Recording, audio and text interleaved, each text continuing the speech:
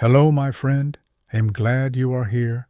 Tonight, we'll journey through the life of another brilliant mind, a talented genius who, born in a small village in the rolling hills of Tuscany, his name was Leonardo da Vinci. Before we begin, if you enjoy these stories and want to hear more, please take a moment to like this video and subscribe. It truly helps me continue sharing these calming tales of history's greatest minds. Your support means so much. Now, take a moment to settle in.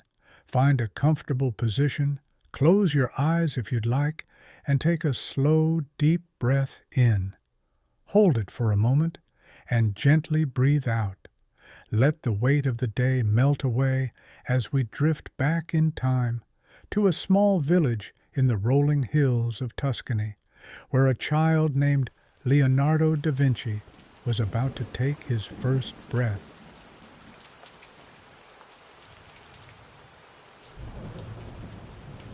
It was the spring of 1452, on the 15th day of April, when the air carried the sweet scent of blooming flowers and the gentle rustling of olive trees whispered through the countryside. In the quiet village of Vinci, nestled between green pastures and winding streams, a woman named Caterina felt the first pains of labor. She was a young woman, not of noble birth, but strong and kind-hearted, and on that night her life was about to change forever. Caterina's heart swelled with a mixture of fear and joy. She had carried this child beneath her heart for months, feeling his quiet movements, imagining the face she had not yet seen. As the moon cast its silver glow over the hills, she knew that soon she would hold him in her arms. She did not come from wealth, nor did she have a title, but in her heart she carried love, and love, she believed, was the greatest gift she could offer her son. Leonardo was born in a modest home, surrounded by the sounds of the countryside, crickets singing in the night, the distant murmur of the Arno River, and the soft voices of midwives guiding Caterina through the pain. When he finally arrived, his cries were strong, filling the small room with life. She held him close, whispering words of comfort, brushing a gentle hand over his tiny face. He was her son, and in that moment nothing else mattered. But Leonardo was not destined to be raised in his mother's arms alone. His father, Ser Piero da Vinci, was a man of higher status, a notary, respected and well established in the town. Though he was not married to Caterina, he acknowledged Leonardo as his son and took him into his household. This was a world different from his mother's, a world of learning, of opportunity, yet also one of separation. Leonardo's childhood was shaped by both love and distance, as he grew between these two worlds, the warmth of his mother's quiet affection and the structured expectations of his father's family. Signor Piero married another woman, and in time, Leonardo would have many half-siblings. Some he would grow close to, others would remain distant, their lives moving in different directions. But Leonardo was different from them all. From the moment he could walk, he was not content to simply follow. He wanted to understand. As a child, Leonardo spent hours wandering the fields and forests around Vinci. He watched the way birds soared through the sky, their wings cutting through the air with perfect precision. He studied the way water rippled in the streams, how it carved its way through stone over time. He was fascinated by the world, not just by its beauty, but by how it worked. His father, recognizing the boy's sharp mind, ensured he received an education. But Leonardo was not like other children. He did not love rote memorization or rigid lessons. Numbers and words were important, but his heart belonged to images, to shapes, to movement. He filled the margins of his schoolwork with sketches, drawings of plants, of animals, of machines that did not yet exist. While his teachers expected him to focus on Latin and arithmetic, his mind wandered to the hidden mechanics of the world around him. He loved to learn, but not in the way others did. He learned by seeing, by touching, by experimenting. And though he may not have known it yet, this way of thinking, this deep curiosity, would shape him into one of the greatest minds the world had ever known. But for now, he was just a boy, gazing up at the sky, wondering how a bird knew to fly. As Leonardo grew, so did his curiosity. While other children played without a care, he would often sit in the fields, watching the wind weave through the tall grass, tracing patterns unseen by most. He studied the ants as they marched in perfect lines, carrying burdens much larger than themselves. He marveled at the way light passed through the leaves, creating delicate shifting patterns on the ground. His father, Ser Piero, began to take notice of his son's unusual way of seeing the world.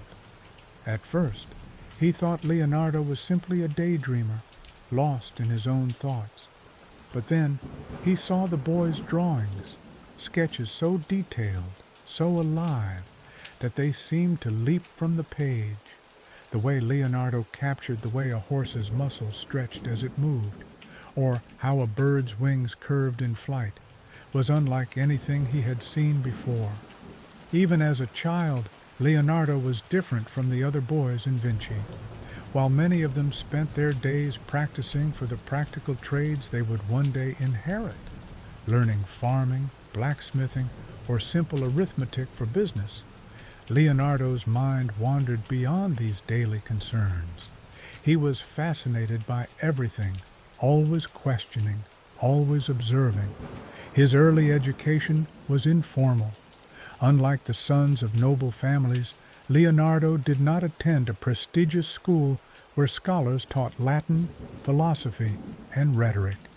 Instead, he learned at home and in the small local school in Vinci.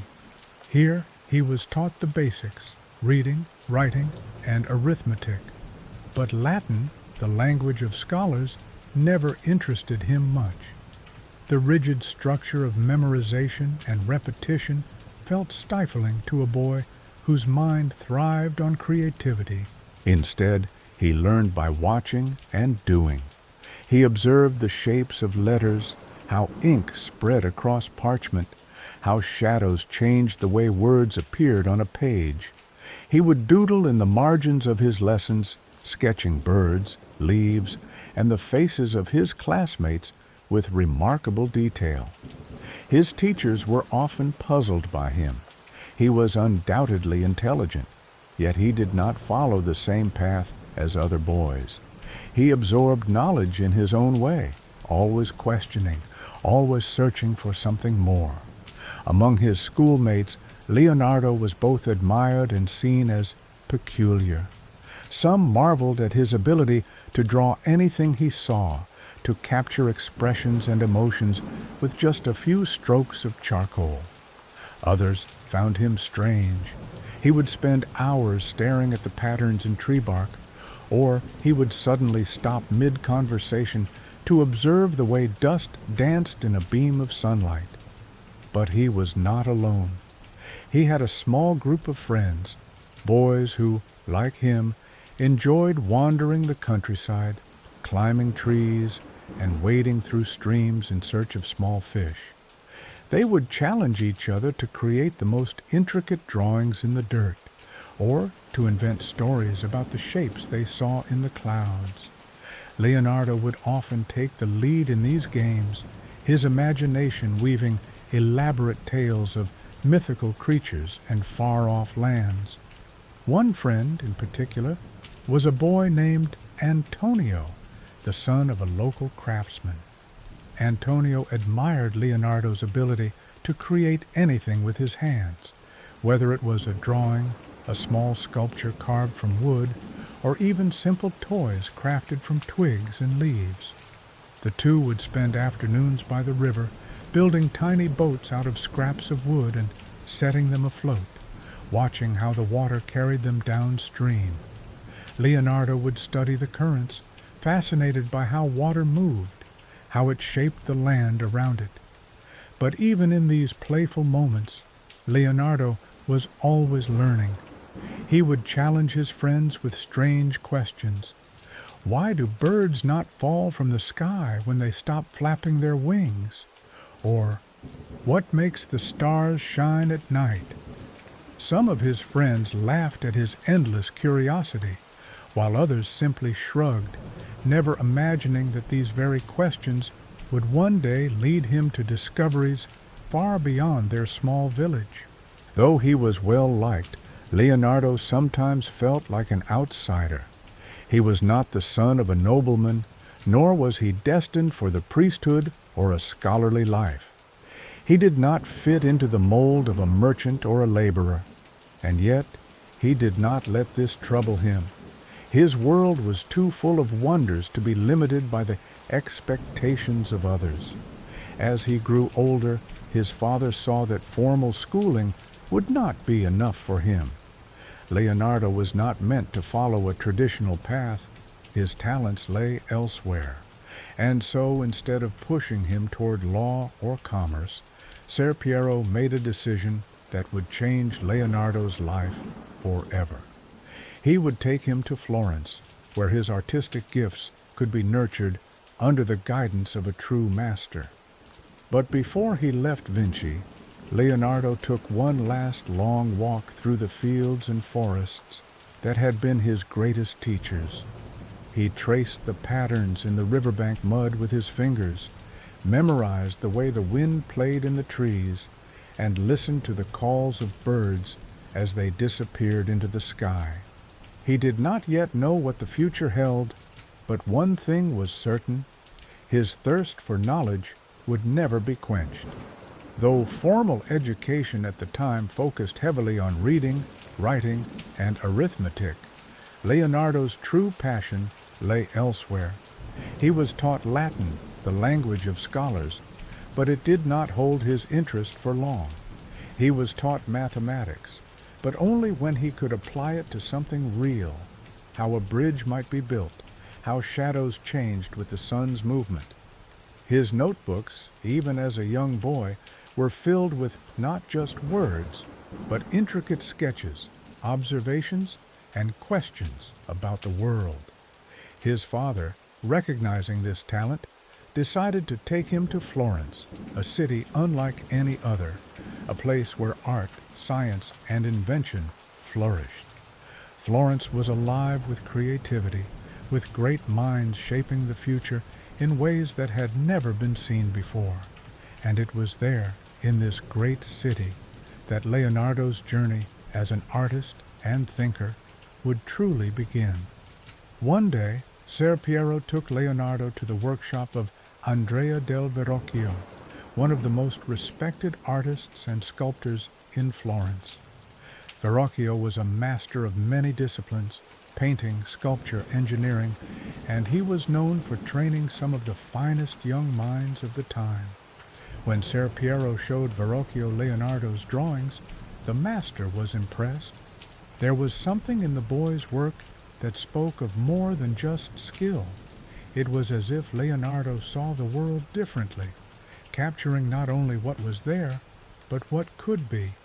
And so, with a heart full of dreams and a mind brimming with questions, Leonardo da Vinci left his childhood behind, stepping into the world that would one day call him a genius.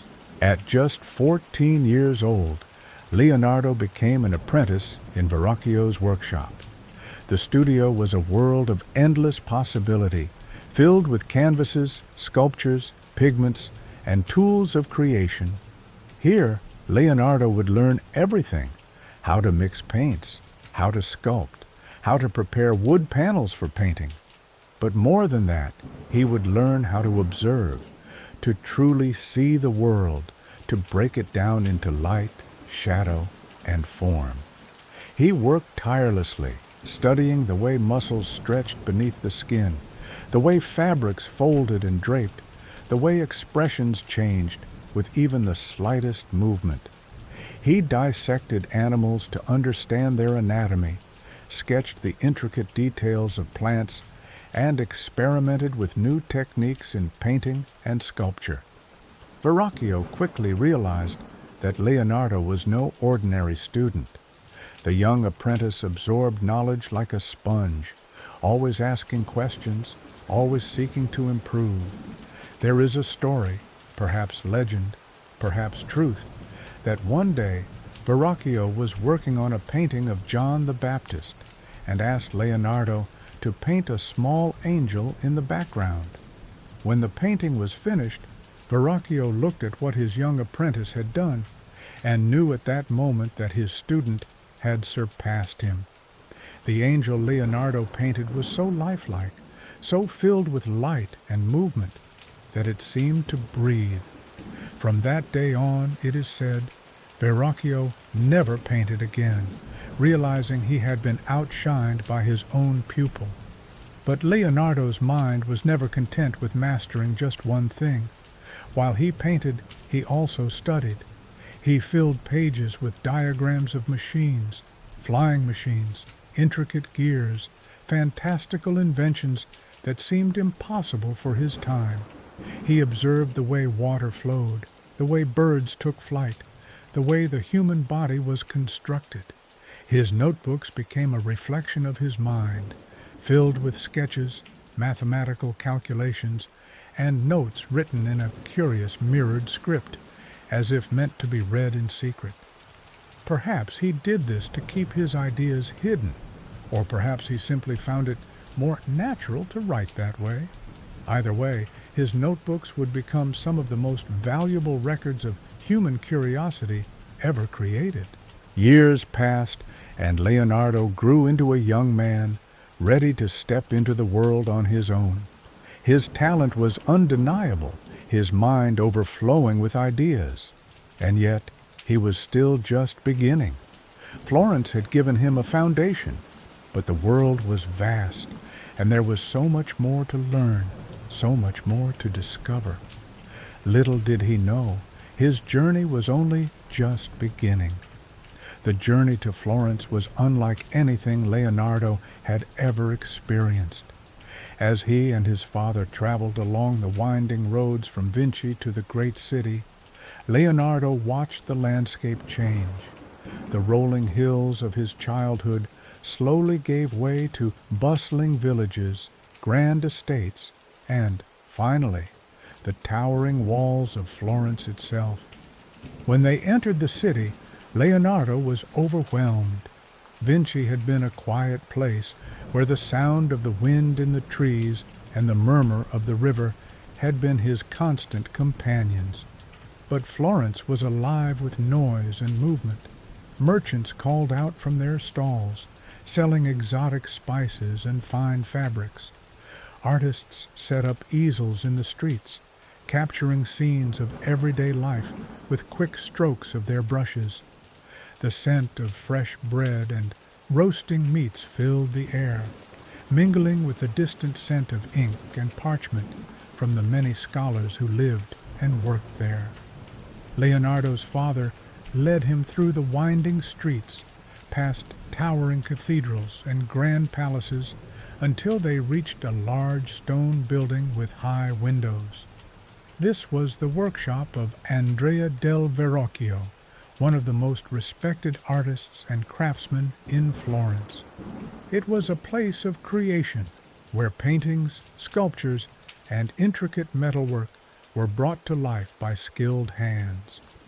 As they stepped inside, Leonardo's eyes widened. The studio was unlike anything he had ever seen. Wooden easels stood in rows, supporting large canvases in various stages of completion. Apprentices moved swiftly, grinding pigments into brilliant colors, stretching canvases, and carving delicate details into marble sculptures. The air smelled of oil paint, freshly mixed plaster, and the metallic tang of molten bronze. Verrocchio himself was a man of great stature, with sharp eyes that had seen the rise of many talented students. When Ser Piero presented his son's drawings, the master studied them carefully. He saw something in Leonardo's work, a depth of observation, a natural understanding of light and shadow, a talent far beyond his years. He nodded approvingly. "This boy has a gift," he said. "He may stay." And so, at just 14 years old, Leonardo da Vinci became an apprentice in one of the greatest workshops in Florence. A new life in Florence. Life in Verrocchio's workshop was rigorous.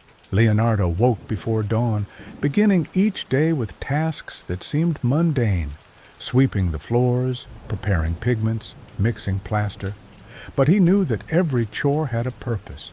He learned the secrets of color, how to create rich blues from lapis lazuli and deep reds from crushed cochineal insects.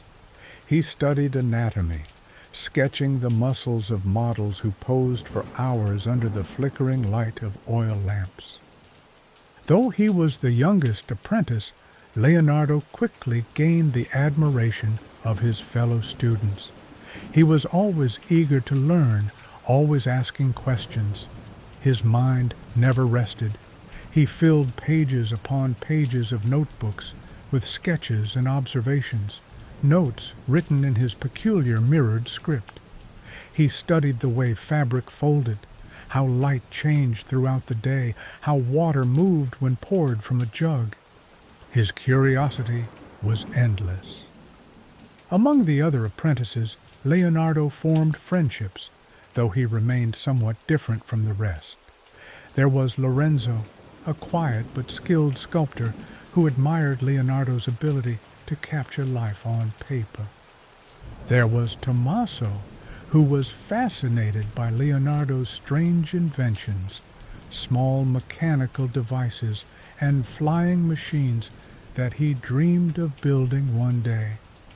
But while some of his fellow students saw Leonardo as a brilliant young artist, others viewed him with a mix of envy and confusion. He was different.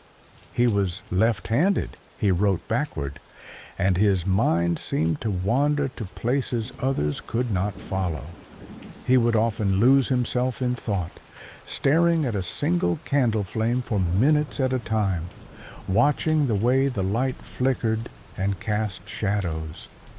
Despite this, Verrocchio saw Leonardo's potential and began giving him greater responsibilities. One day, the master assigned Leonardo to paint a small portion of a grand artwork, a depiction of John the Baptist. Leonardo was tasked with painting an angel in the background. With delicate brushstrokes, he brought the angel to life, capturing a softness and realism that was breathtaking. When Verrocchio saw it, he was stunned. The young apprentice had surpassed the master. Some say that from that moment on, Verrocchio never painted again.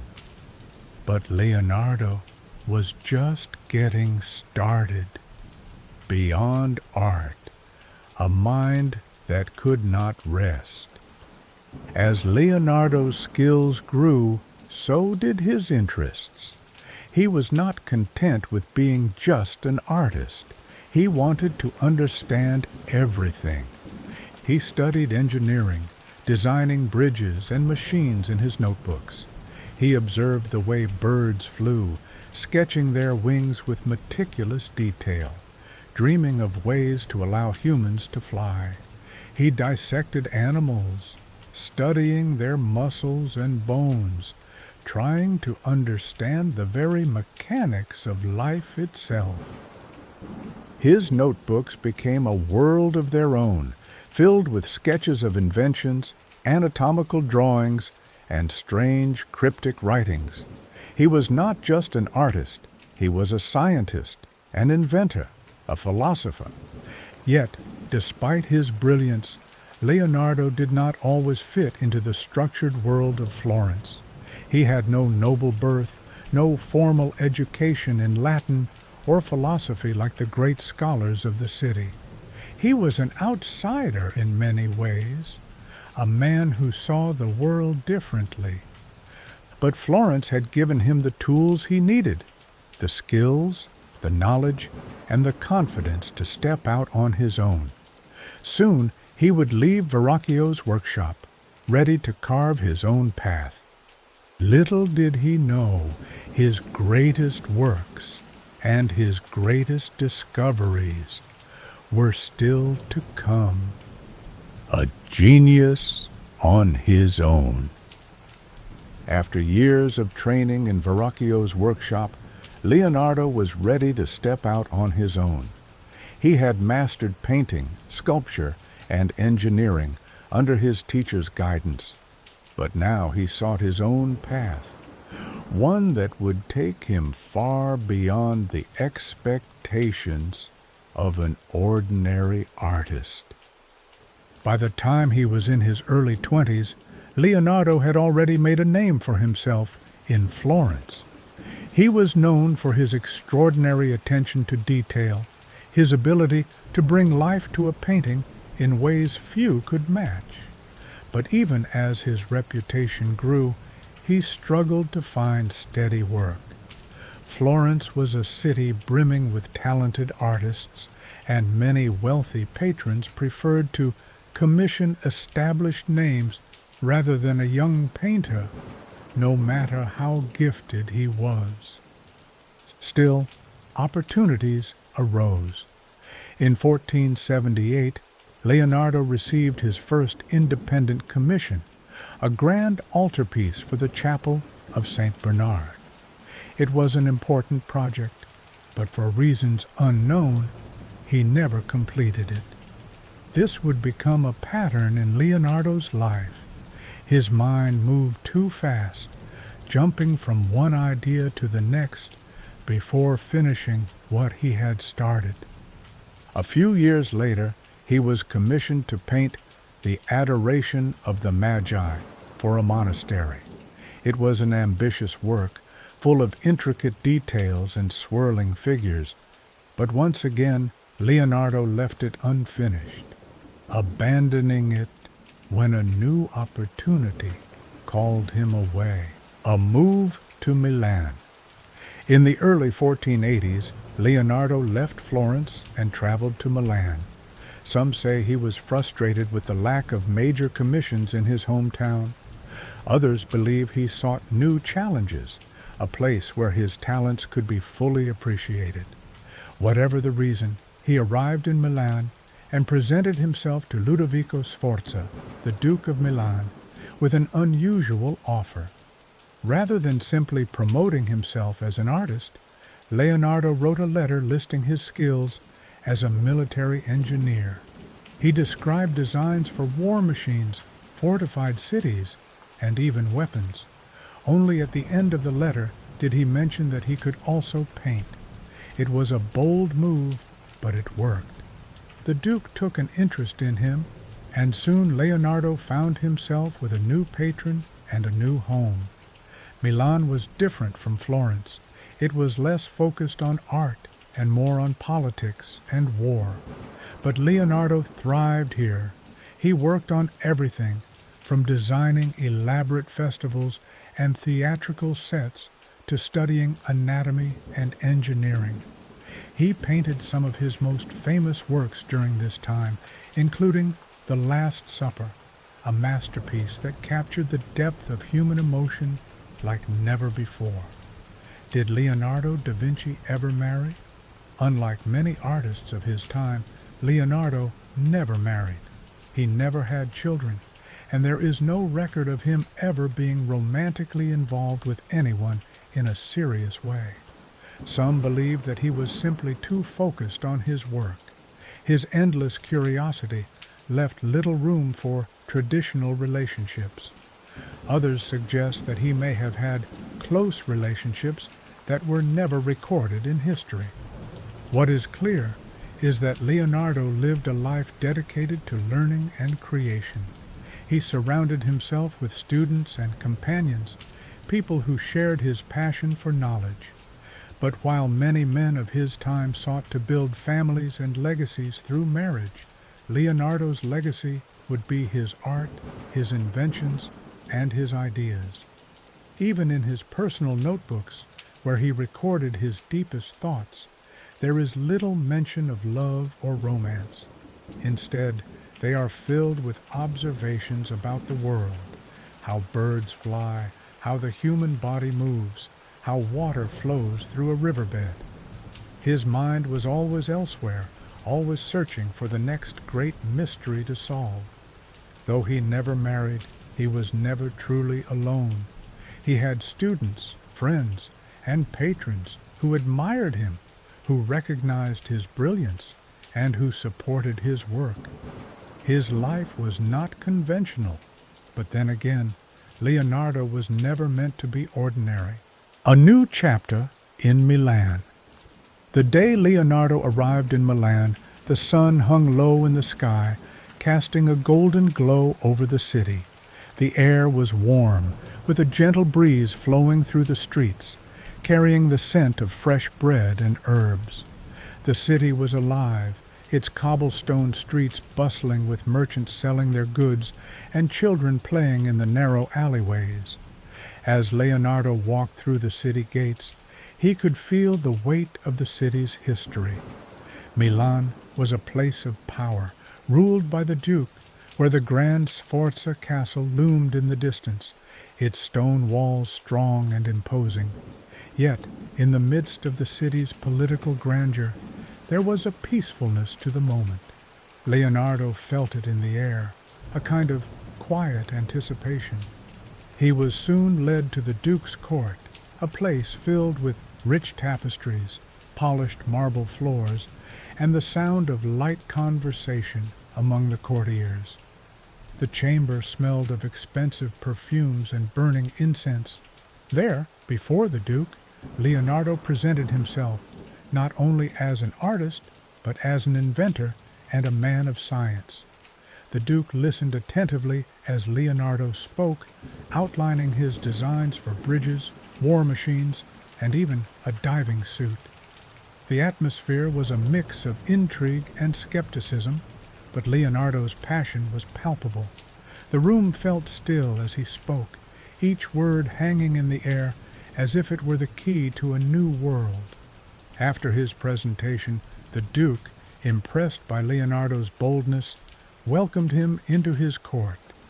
This was the beginning of a new chapter, and Leonardo felt it deeply. The opportunity to explore not only the world of art, but the world of invention and engineering filled him with a quiet excitement. Milan, with its grand palaces and the ever-present hum of political and artistic power, would become his home for many years. The creation of the Last Supper. One of the most memorable days in Leonardo's life in Milan was when he began work on the Last Supper. It was a warm morning in the summer of 1495, the sun already high in the sky, as Leonardo entered the refectory of the convent of Santa Maria delle Grazie.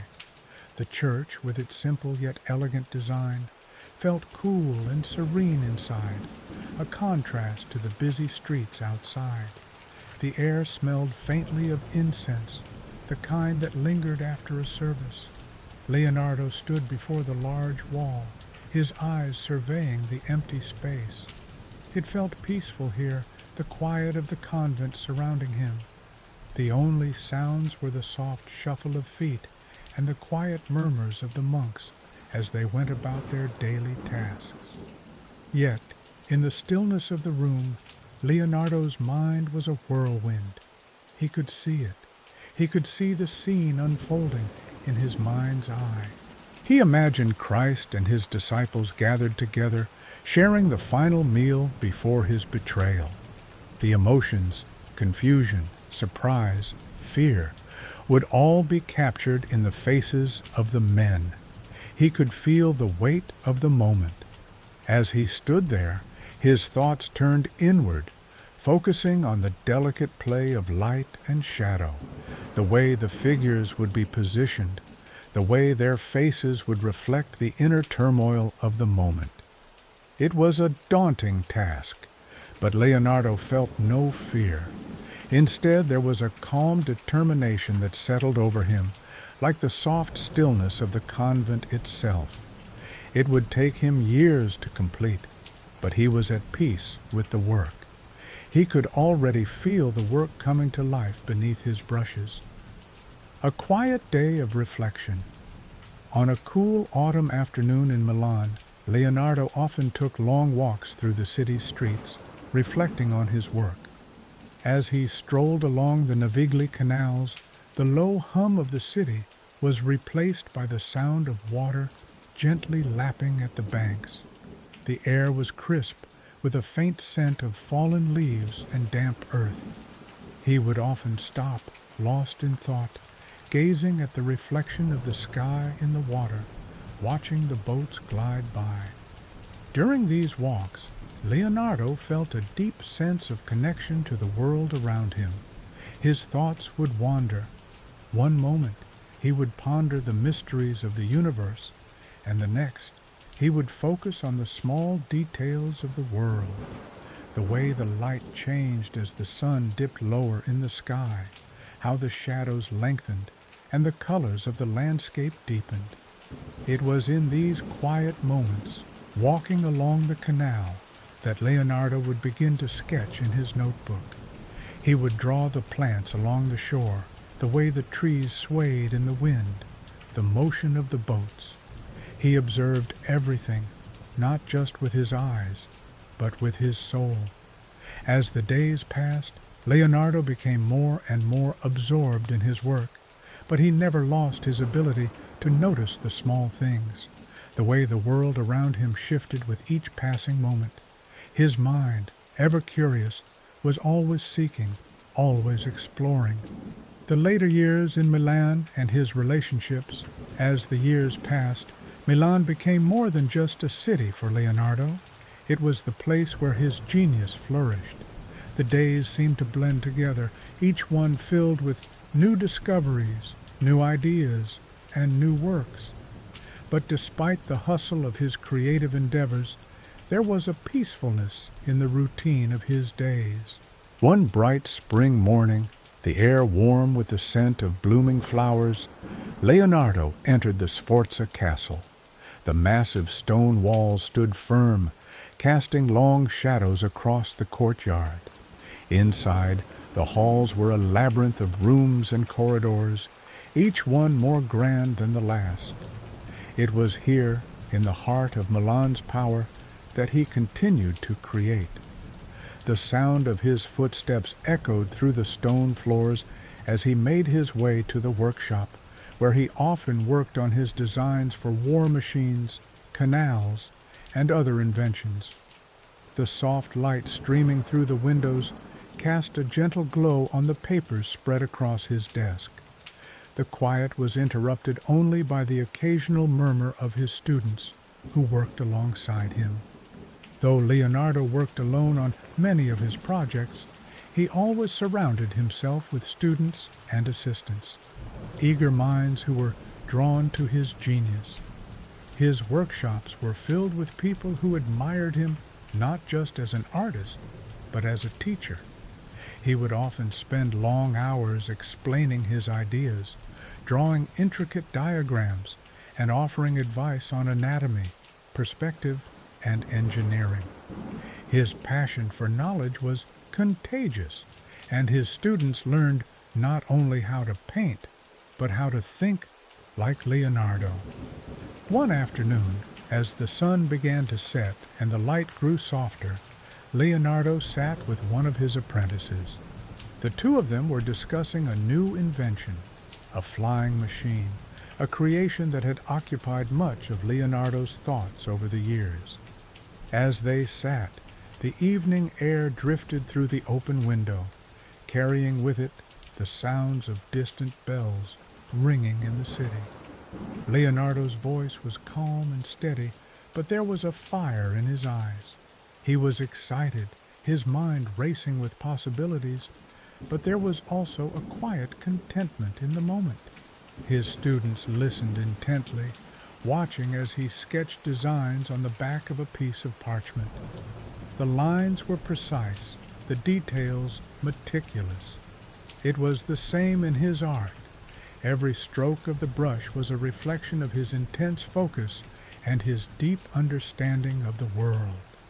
Leonardo's genius was not just in his ability to create, but in his ability to see the world in a way that others could not. Evenings in Milan were often peaceful, with the sounds of the city fading into the background as the stars began to twinkle above. Leonardo would sometimes walk alone through the quiet streets, lost in thought. The air was cool, the streets empty, and the distant hum of the city seemed to fade as he walked past the grand buildings and quiet courtyards. It was in these quiet moments, beneath the vast Italian sky, that Leonardo felt a deep sense of peace. The end of an era. By the time Leonardo reached his later years, Milan had changed. The city was now under the control of the French, and much of the stability that had supported his work was shifting. Leonardo's once vibrant workshops began to quiet down, and the grand commissions became less frequent. Yet, even in these final years, there was a calmness in the way Leonardo approached his work. One late autumn afternoon, as the last rays of the sun filtered through the windows of his home, Leonardo sat by his desk, his hands gently holding a quill. The light flickered softly across his face as he wrote in one of his many notebooks. It was a simple task, something he had done countless times before, but today felt different. He was reflecting on a lifetime of discovery, on the mysteries he had unraveled, the paintings he had created, and the inventions that had yet to come to life. He paused for a moment, looking out the window at the sky turning shades of pink and gold.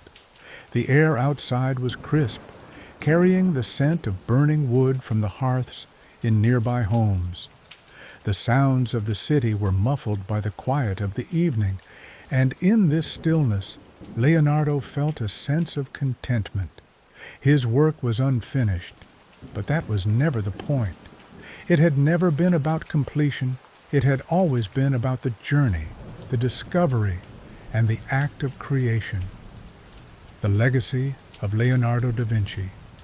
As his days grew quieter, Leonardo found solace in the knowledge that his work, even if incomplete, would leave a lasting impact. His notebooks, filled with drawings, sketches, and notes, were a testament to his genius, a collection of ideas that spanned art, science, and invention. His name would be remembered not just as a painter, but as a thinker, a visionary who saw the world in ways that few others could understand. Leonardo never sought fame or recognition, but as the years passed, his legacy grew. The works he left behind, like Mona Lisa and The Last Supper, became some of the most famous pieces of art the world would ever know. And in his notebooks, his inventions and ideas would continue to inspire those who came after him. As the final days of his life approached, Leonardo found peace in the quiet moments. He had spent his life exploring the world, seeking to understand it in all its complexity. And now, as the sun set on the city of Milan, he could rest, knowing that his journey had been one of discovery and creation, a legacy that would live on forever. Leonardo's fascination with anatomy. On a quiet winter morning, the cold air outside crisp and sharp, Leonardo found himself once again in his study, his hands warm against the parchment as he sketched. The day was calm, with no interruptions, a perfect moment for contemplation. The low light from the hearth flickered and cast soft shadows on the walls, creating a peaceful atmosphere. But today, Leonardo wasn't focused on painting or drawing. Today, his mind was consumed by something different, a pursuit that had intrigued him for years. He had always been fascinated by the human body. It was a mystery that seemed to hold endless possibilities. The way muscles and bones fit together, how blood flowed through veins, and how the mind could control every movement, every action. It was a puzzle he was determined to solve. His interest in anatomy went beyond the surface. He wanted to understand the very essence of life itself. One chilly morning, as the first light of dawn slowly filled the sky, Leonardo ventured to the morgue. He had arranged with local authorities to observe the dissection of a cadaver. The room was stark and quiet, the smell of the dissection room pungent in the air. The sound of the knife cutting through flesh was a sharp contrast to the serene, reflective thoughts that had filled his mind just moments before. As he stood over the body, Leonardo felt a deep reverence for the human form. His hands, steady and focused, began to sketch what he saw.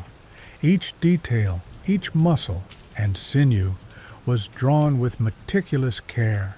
He was not just recording the physical structure, he was trying to understand the inner workings of the body, how each part interacted, how the heart pumped blood, how the lungs expanded and contracted with each breath. The days spent in the dissection room were often long, and the work was taxing, both physically and mentally. But it was during these moments that Leonardo felt the closest to understanding the world.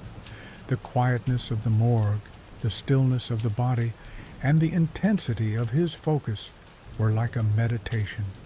The world outside, with its noise and distractions, faded away. In these moments, it was just Leonardo and the body, seeking the truth. Even when he was not in the morgue, Leonardo's thoughts would often return to anatomy. He would spend hours studying the muscles of the human hand, observing how the fingers curled and extended. He would sketch the intricate details of the spine, studying its curvature and understanding how the bones allowed for movement. His notebooks became filled with drawings of the body, detailed, precise, and often ahead of his time. One autumn afternoon, as the leaves outside turned shades of gold and red, Leonardo's mind was still occupied with the study of anatomy. He had begun to focus on the mechanics of flight, drawing birds and observing the way their wings moved through the air. His work on flight was deeply connected to his studies of the body. He understood that the principles of motion and force applied not only to the human form, but to all living creatures. In the quiet of his study, he would sketch the wings of birds, studying their anatomy as if they were pieces of a puzzle. The air in the room was cool, with a soft breeze coming through the window. The light outside grew dimmer as the day turned to evening, but Leonardo continued to draw, his focus unbroken. The delicate sound of his quill scratching against the paper was the only sound in the room, save for the occasional crackle of the fire. His mind was calm, his thoughts clear. It was in these moments of quiet reflection that Leonardo truly came alive, his mind free to roam across the vast landscape of knowledge he had built over the years. In the years that followed, Leonardo's studies of the human body would become some of the most important and advanced in history. His observations laid the foundation for many discoveries that would not be understood until centuries later.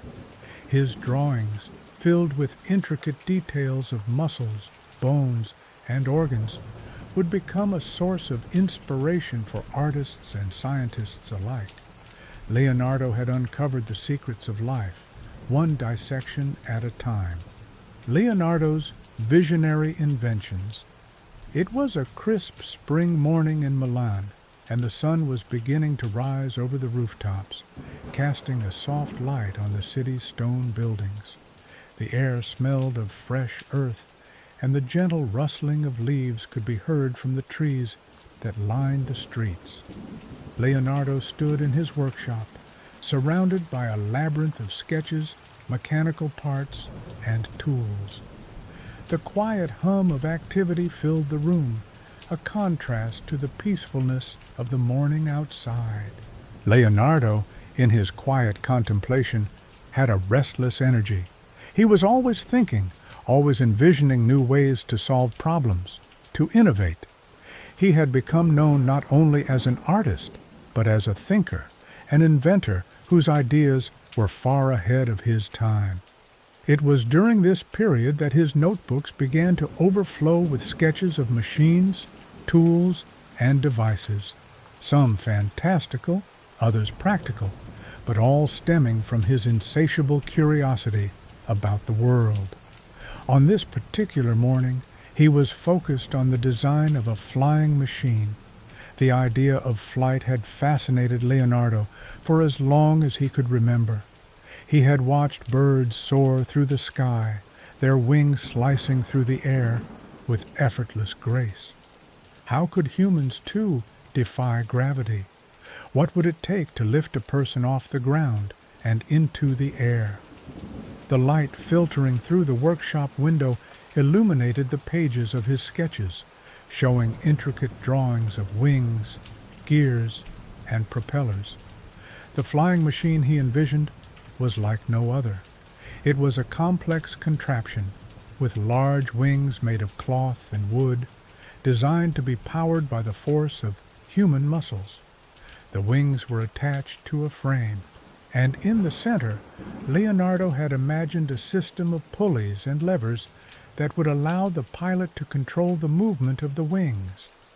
The design was based on the structure of birds, meticulously observed by Leonardo in his many studies of flight.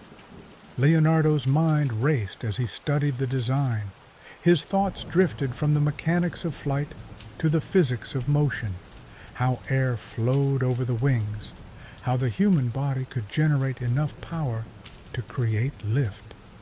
The room was still, save for the soft scratch of his quill as he continued to refine the details of the machine. His face, illuminated by the soft light, was calm and focused, his eyes alight with the thrill of discovery. Outside, the city was alive with the sounds of daily life, horses trotting along the cobblestone streets, the murmur of voices as people went about their day. But inside the workshop, it was as though time had stopped. Leonardo was lost in his thoughts, his mind whirring with possibilities. The flying machine was only one of many inventions that filled his notebooks. He also sketched designs for war machines, tanks, crossbows, and even a machine that could lift enormous weights. The designs were sometimes fantastical, born of his imagination, but they were always rooted in a deep understanding of mechanics. His inventions were never mere fantasy. They were the products of his genius, grounded in the principles of science and observation. As the sun climbed higher in the sky, casting long shadows across the workshop, Leonardo moved on to his next invention. This one was a mechanical knight, a man-sized automaton designed to move on its own. The knight, with its intricate gears and levers, was an idea ahead of its time. In theory, it could be powered by a system of pulleys and springs, allowing it to walk, sit, and even raise its arms. To modern eyes, it may seem like an ambitious fantasy, but to Leonardo, it was simply another problem to solve, another challenge to overcome. Leonardo never stopped dreaming, never stopped designing. The quiet hours of the day would often stretch into the night, with only the flicker of candlelight illuminating his sketches. His mind never rested, always thinking, always observing. He would look out the window at the night sky, contemplating the mysteries of the universe, then return to his work with renewed energy. In the years that followed, many of Leonardo's inventions would remain unfinished, gathering dust in the corners of his notebooks. Some would never be built, their designs too complex or impractical for the time. But his ideas, his vision, would live on, inspiring generations of scientists, engineers, and inventors long after his death. Leonardo was not only a master artist, he was a visionary, a thinker whose ideas transcended his time. As the years passed and Leonardo's work continued, his ideas on mechanics and engineering began to take root in the minds of those who followed him. His flying machines, his automaton knight, and his war machines all became part of the legacy he left behind. A legacy not of completed inventions, but of ideas that would later inspire others to take up the mantle of innovation. One evening, as the golden light of sunset filled his room, Leonardo sat by his desk, a quill in his hand, reflecting on the work he had done. The room was still, and the air was cool, carrying the scent of the approaching night. He felt a deep sense of fulfillment, not from the success of his inventions, but from the sheer act of creation, of pushing the boundaries of knowledge and imagination. In his heart, Leonardo knew that his legacy would not be defined by the things he had built, but by the ideas he had shared, the spark of curiosity he had ignited in the world. And as he gazed out at the city of Milan, now bathed in the soft light of evening, he felt a quiet peace. His work, though incomplete, was a testament to the power of the human mind to dream, to invent, and to imagine the impossible. Leonardo's later years and reflections on time. It was a quiet, overcast day in Amboise, France. The sky hung heavy with clouds, and the air had a chill to it, reminding Leonardo that the years had passed, and he was no longer the young, energetic man he had once been. Sitting by the window in his small, modest room at the Château du Clos Lucé, the soft sounds of the world outside barely reached him. The rustling of leaves, the distant chatter of the few servants who remained by his side, and the occasional clink of glass as he sipped his wine, the only companions to his contemplations. The room, furnished simply, was lined with his sketches and unfinished works. His thoughts, too, were unfinished, scattered across the pages that surrounded him. As he gazed out into the gray sky, the years that had passed began to weigh on him. He was now in his early 60s, a time when his body was beginning to feel the effects of age. His once strong hands, which had crafted so many masterpieces, now trembled slightly as he held his quill. His eyesight, once sharp enough to see the smallest detail, had begun to blur. And yet, despite the physical limitations, his mind remained as sharp as ever. It was the burden of his genius. His ideas never seemed to stop, even though his body was slowing down. Leonardo had always been keenly aware of the passage of time. From the moment he began his work, he understood that his genius, his creativity, could only last for so long. He had spent years studying, observing, and experimenting, often for long hours into the night, always searching for new answers to questions that had yet to be asked. But now, as his hair turned gray and his once vibrant energy waned, he found himself questioning the legacy he would leave behind. As he sat in the quiet of his room, the world outside carrying on without him, he wondered, had he done enough? Had he created enough? Would his inventions, his paintings, his studies be remembered? Or would they fade into the history of time, forgotten and incomplete? The thought of time had always fascinated Leonardo, and now, as he aged, he found himself pondering it more often. He had always been acutely aware of the brevity of life, the fleeting nature of existence. He had lived through the rise and fall of empires, witnessed the blossoming of art and science in the Renaissance, and experienced the shift of culture from one era to the next. And yet, as he sat there, gazing out at the French countryside, time seemed to stretch endlessly in front of him, an unknown future ahead, and a past that had already begun to slip away. One evening, as the sun set behind the distant hills, painting the sky with shades of red and gold, Leonardo walked slowly to his desk. The years had taken their toll on his body, and his movements were slower now, more deliberate. The room felt warmer now, the shadows stretching long across the floor. It was then that he began to write, a reflection on his life, his work, and the time he had spent searching for answers to the mysteries of the world. He wrote about the joy of discovery, the thrill of creation, and the quiet satisfaction of knowing that, despite the imperfection of his work, he had pushed the boundaries of what was known. He also wrote about the feeling of time slipping through his fingers, of knowing that his time was running out, but never feeling quite ready to let go.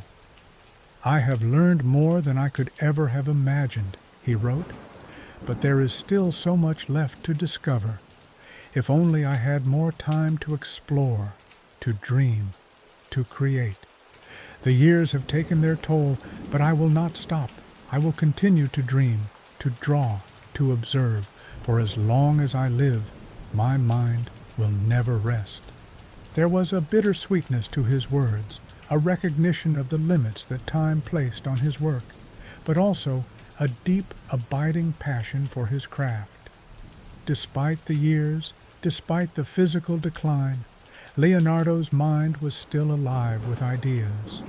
The quiet of the room, the fading light of the evening, seemed to draw him inward, allowing him to reflect on the life he had led. The days that followed were much like the last, quiet, reflective, and filled with the faint sounds of nature outside.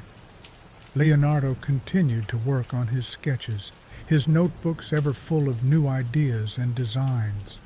The beauty of the natural world, the complexity of human anatomy, the possibilities of flight, these were the things that still consumed him.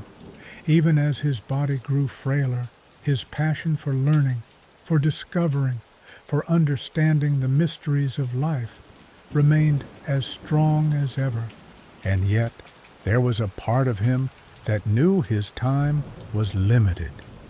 As the seasons changed and the years moved on, Leonardo became more aware of his mortality. His friends had passed on, and many of his contemporaries were no longer there to share in his discoveries. He had lived through a period of great change, and now, in his final years, he found himself contemplating the nature of life itself. On one particularly cold winter evening, as the winds howled outside and the fire crackled softly in the hearth, Leonardo took a moment to reflect on his legacy. He thought about his paintings, how the Mona Lisa, with her mysterious smile, would live on for centuries. He thought about his studies of anatomy, how they would one day influence medicine. He thought about his designs for flying machines and war engines, ideas that had been too advanced for his time, but would eventually become reality. The room was quiet, save for the soft crackling of the fire. Outside, the snow had begun to fall, a gentle dusting covering the earth. Leonardo closed his eyes for a moment, his hand resting gently on his chest, and sighed deeply. He had lived a full life, a life filled with discovery, creativity, and an unrelenting pursuit of knowledge. But now, as the years drew to a close, he felt a quiet peace settle over him. His work would carry on, his legacy would endure, and time though fleeting, would remember the genius of Leonardo da Vinci. Leonardo's final days. The final years of Leonardo da Vinci's life were quiet, filled with introspection and an awareness of the inevitable passing of time. He had left behind a legacy that would reverberate through the centuries. But in these moments, the great master knew he was nearing the end of his long journey. It was a gray and rainy morning in Amboise, France, where Leonardo had spent the last years of his life under the patronage of King François I. The castle was nestled in the Loire Valley, surrounded by dense forests, and the sound of raindrops tapping against the stone walls echoed throughout the halls. The fire crackled softly in his room, the warmth contrasting the damp chill of the world outside. Leonardo sat at his desk, gazing out the window at the rolling hills, his thoughts a mixture of memories and unfulfilled dreams. The physical signs of age had begun to take their toll. Leonardo's once nimble fingers, which had crafted such delicate and intricate drawings, now trembled slightly. His eyesight, once so sharp and keen, had grown blurry, making it difficult to focus on the smallest details of his sketches, and his once vibrant energy had slowed, leaving him feeling more and more like an observer of the world rather than an active participant. But despite these challenges, Leonardo's mind remained as sharp as ever, filled with ideas and dreams that refused to fade. On this particular day, he sat in deep contemplation. He had never been one to dwell on his age, but in his later years, he found himself increasingly reflecting on the passage of time. How many more days would he have to work? How many more discoveries could he make? He had spent a lifetime exploring the world, through art, through science, through the endless questions that swirled in his mind. But now, the end of his life was drawing near. Outside the window, the rain continued to fall, soft and steady, as though marking the passage of each moment, each drop a reminder of the fleeting nature of life. Leonardo closed his eyes for a moment, feeling the weight of the years on his shoulders. It was not a sense of regret, but rather a deep understanding that all things must come to an end, even the work of a man as extraordinary as he. He thought about the many people he had met throughout his life, the artists, scientists, and thinkers who had shaped his world. His mind drifted to his beloved city of Florence, the place where he had begun his studies, where he had learned the principles of art and science that would form the foundation of his work. He thought about his time in Milan, working under the great Ludovico Sforza, creating masterpieces like The Last Supper. And he thought about his time in Rome, where he had studied the anatomy of the human body, pushing the boundaries of knowledge with each dissection and observation. But as the years passed and the seasons changed, Leonardo had come to realize that his greatest contribution was not any single painting or invention. It was his relentless pursuit of knowledge. His insatiable curiosity had led him down countless paths, and though many of his ideas had never been realized, they had paved the way for future generations of scientists, artists, and thinkers to build upon. His notebooks, filled with sketches, diagrams, and notes on subjects ranging from anatomy to mechanics to the natural world, were his true legacy. One evening, As the wind howled outside and the rain poured in torrents, Leonardo sat in his chair by the fire, reflecting on his life. The flames flickered in the hearth, casting long shadows across the room. He had lived through the rise of empires, the flourishing of art and science, and the changing tides of history. He had witnessed the birth of new ideas, and he had helped shape the course of the Renaissance. But now, in the quiet of his final years, all of that seemed distant. The world had changed, and he too had changed. It was in these moments of solitude that Leonardo felt the weight of time the most. He knew that his work would outlive him, that his paintings would continue to inspire, his inventions would continue to be studied, and his ideas would continue to influence the course of history.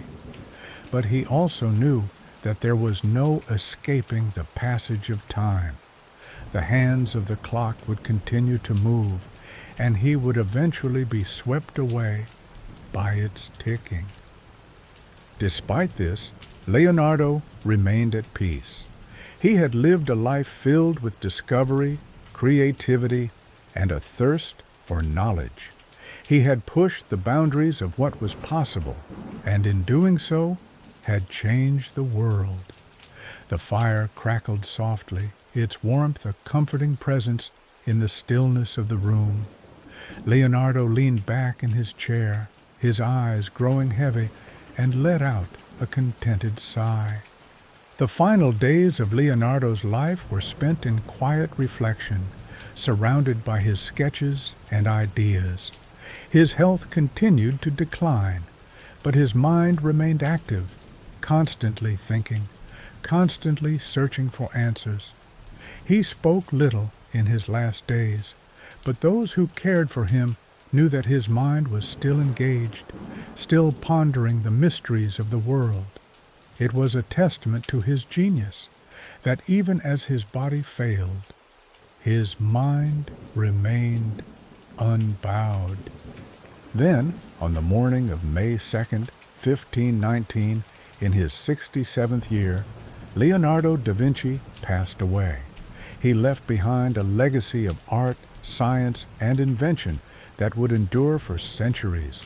His name would be etched into the annals of history, and his work would inspire generations of thinkers and creators. Though his life had come to an end, his spirit lived on in the pages of his notebooks, in the brushstrokes of his paintings, and in the ideas that had changed the course of history. The passing of Leonardo da Vinci marked the end of an era, but it also marked the beginning of a legacy that would live on forever. The quiet, reflective moments of his final years were filled with the same curiosity, the same thirst for knowledge that had driven him throughout his life. And as he passed from this world, his mind, still filled with ideas, still filled with the spark of creativity, left a mark on history that would never fade. As the days passed, Leonardo's life slowly began to wind down. He no longer worked at the pace he once did, but his mind remained sharp and his spirit unbroken. He knew that his time was drawing near, and in the quiet moments of reflection, he came to a peaceful understanding. He had lived a life that few could match, filled with discovery, creation, and boundless curiosity. And now, as he faced the final years, he seemed content to let go of his earthly pursuits. One afternoon, as the golden light of the setting sun bathed the gardens of Château du Clos-Lucé, Leonardo stood by the window looking out over the countryside. The world had changed so much in his lifetime. Wars had been fought, empires had risen and fallen, but nature remained constant. The rivers still wound their way through the hills. The trees still swayed in the wind, and the stars would soon emerge to watch over the night sky. As he looked at the peaceful scene before him, Leonardo felt a sense of completion, as though he had touched the very heart of the universe through his work, his art, and his relentless search for understanding. But as evening fell and the stars began to twinkle above the French countryside, Leonardo's body grew frail. The time had come for him to rest, and though his mind was still as bright as the stars above, his earthly journey had reached its end. In the quiet stillness of that room, the world seemed to hold its breath, as if acknowledging the passing of a truly remarkable soul. And so, as the last light of day faded and the night grew deep, Leonardo da Vinci closed his eyes for the final time, content in the knowledge that his legacy would endure for centuries to come. Good night, my friends. As you drift off to sleep tonight, remember the lesson that Leonardo's life teaches us, that curiosity, creativity, and the pursuit of knowledge are timeless. We all have the ability to touch the world with our own unique gifts, just as he did. Even when faced with challenges or the passing of time, the spark of curiosity can never be extinguished. Leonardo's life reminds us that we are never too old to learn, to grow, or to dream. So let your heart be full of hope, and may your dreams carry you to places of wonder and inspiration, just as Leonardo's dreams carried him through his extraordinary life. May you find peace in the quiet moments and joy in the wonders of the world around you. Good night, and may your rest be as peaceful and inspiring as the legacy of the great Leonardo da Vinci.